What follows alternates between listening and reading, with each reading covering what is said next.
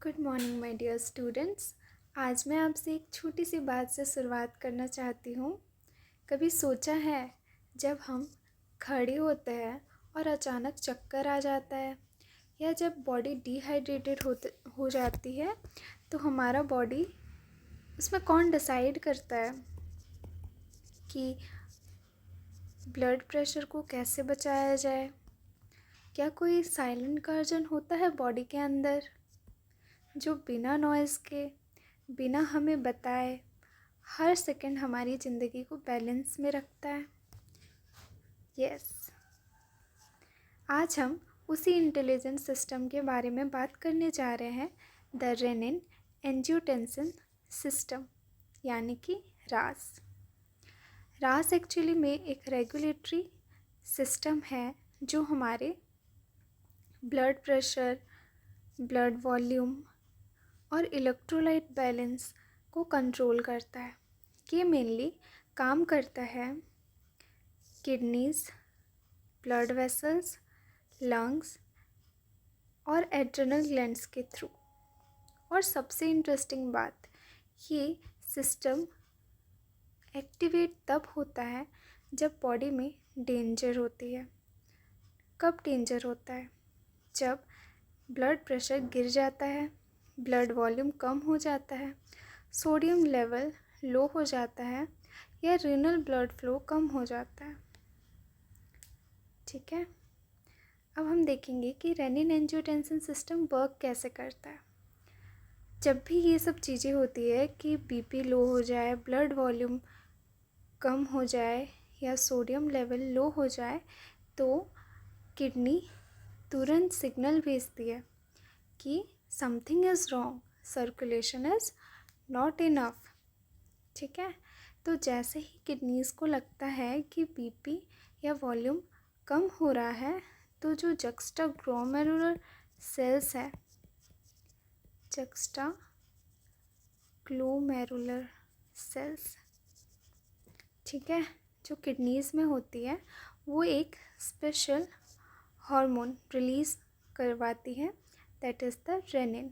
Rennin सिर्फ hormone नहीं है, बल्कि ये एक एंजाइम भी है। ये सिग्नल होता है बॉडी के लिए, लाइक इमरजेंसी मोड ऑन करो। ठीक है, फिर ये जो रेनिन है, ये डायरेक्टली ब्लड प्रेशर को इंक्रीज़ नहीं करता, बल्कि ये जाता है लीवर के पास। ठीक है, और वहाँ पे प्रेजेंट होता है एंजियोटेंसिनोजेन।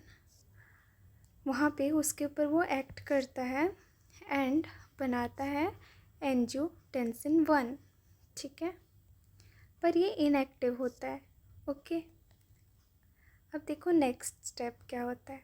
ये जो एंजियोटेंसिन 1 है, वो ब्लड के साथ वो लंग्स में जाता है। ठीक है, जहाँ एक पावरफुल एंजाइम प्रेजेंट होती है, that is the ACE, angiotensin converting enzyme.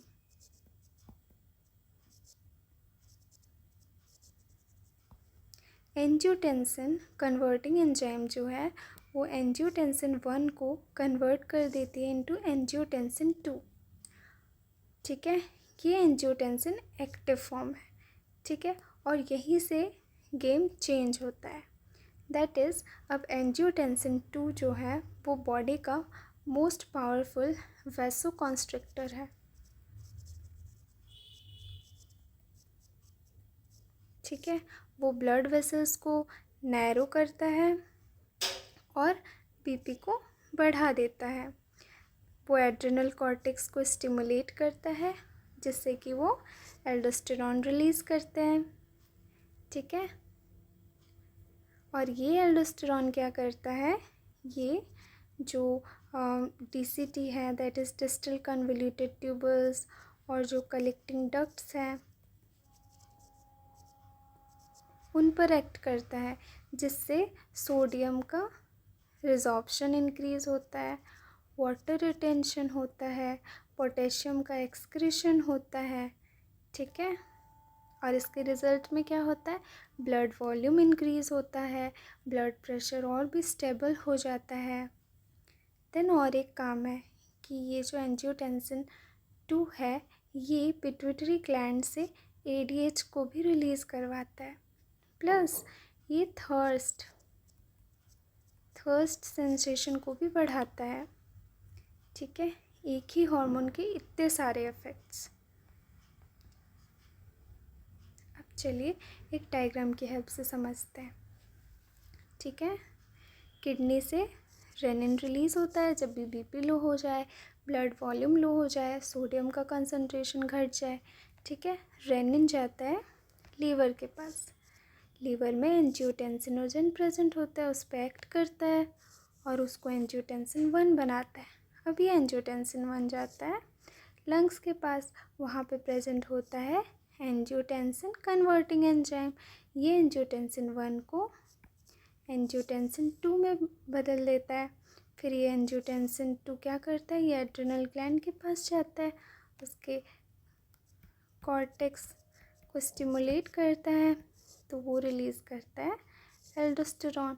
फिर ये एल्डोस्टेरॉन क्या करवाता है, रिजॉर्प्शन करवाता है। एंजियोटेंसिन 2 ब्लड वेसल्स को नैरो बनाता है जिससे कि उनका कॉन्स्ट्रिक्शन होता है और BP हाई हो जाता है। ठीक है, it's very easy. So that's all students, thank you, hope you enjoyed.